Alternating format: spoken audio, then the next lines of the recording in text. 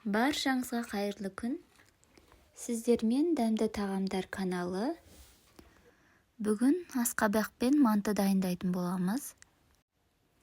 Толық құрамын описание бөліміне жазып қалдырып кететін боламын. Ең алдымен қамырын дайындаудан бастаймыз. Бөлме температурасындағы 300 мл суға 1 шай қасық тұз және 2 ас қасық күнбағыс майын қосып, жақсылап араластырып, қамыр илеуге ыңғайлы үлкен ыдысқа құйып аламыз. Және осы құрамға 520 грамм ұн қосамыз. Бір келгі қамыр болғанша жақсылап араластырып илеп аламыз. Мен ең басында осылай қасықпен араластырып алдым да, кейіннен қолыммен жақсылап илеп алдым. Қамырдың ішінде ұнның түйіршіктері қатты болып қалып кетпеуі керек. Қамырды жақсылап иін қандырып тұрып илеп аламыз. Дайын болған қамырды целлофанный пакетке салып тындырып қоятын боламыз.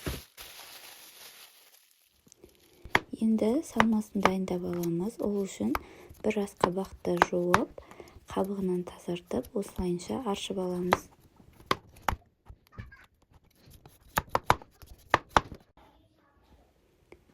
Асқабақты ортасынан бөліп, ішіндегі тұқымдарын тазалап, барлығын алып алдым. Асқабақтың тұқымдарын тастамай кептіріп алсаңыздар, өте пайдалы, әсіресе шек құрттары болса, сонымен қатар цинк жетіспеушілігі болса, өте таптырмайтын табиғи ем деп айтсам да болады. Енді осы асқабақтарды көбейтіп турап аламыз.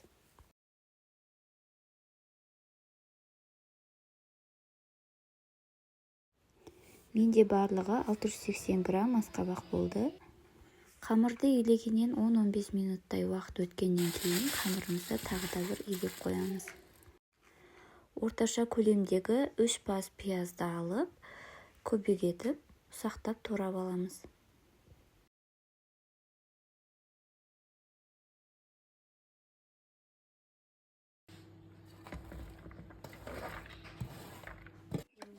Мен фаршты қолдан дайындап алатын боламын. Ол үшін етті ұсақтауға оңай болу үшін осылайынша турап аламын. Және бұл жерде менде тоңмай қосатын боламын. Тоңмайды да дәл ет секілді бөліктерге бөліп алдым. Және осындай кухонный измельчительмен фарш дайындап аламын.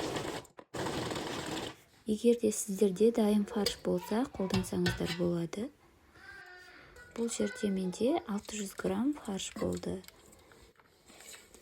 Барлығын бір ыдысқа біріктіріп, үстінен қара бұрыш, қалауыңызша паприка және дәміне қарай тұз қосатын боламыз.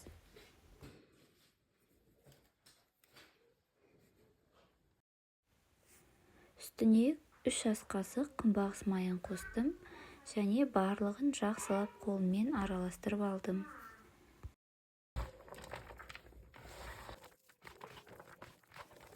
Дайын салмамызды қамырын жазып болғанша шетке алып қоятын боламыз. Толығымен дәмдеуіштерді өзінің бойына сіңіріп, дайын болып тұратын болады. Қамырды қатты қалың емес, қатты жұқа да етпейміз. Орташа етіп жайып аламыз және осы жайып алған қамырымызды гармошка етіп орналастырып алатын боламыз.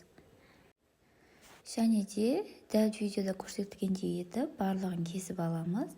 Бір-бірінің үстіне осылай жайып орналастырып шығатын боламыз. Бұл мантыны мен бүріп түйетін боламын, сондықтан мен шаршы емес, осындай тіктөртбұрыштерге бөліп алатын боламын. Мантыны түйген кезде салмасын осындай молынан салсаңыздар, өте дәмді болып шығады.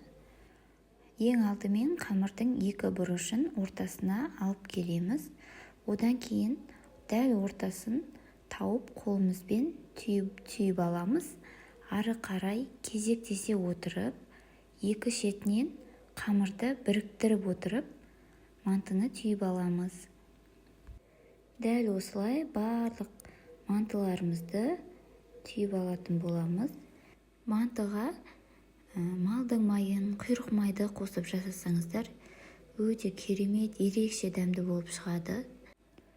Асқабақпен дайындалған манты ағзамызға жеңіл болып түседі, аса ауыр болмайды, өте диеталық тағамдардың бірі болып табылады. Сондықтан да әрбір үйде ас мәзірінде осы манты болу керек деп ойлаймын. Мантыларды түйіп алғаннан кейін қайнап тұрған суда 45 минут пісіретін боламыз. Міне мантыларым пісіп дайын болды. Жасалу жолы қиын емес. Осындай мантыларды сіздер де үйде дайындап көріңіздер. Өздеріңіздің пікірлеріңізбен, ойларыңызбен бөлісе кетіңіздер. Сіздерге іске сәт, астарыңыз дәмді болсын. Дастархандарыңыздан дәмді ас үзілмесін.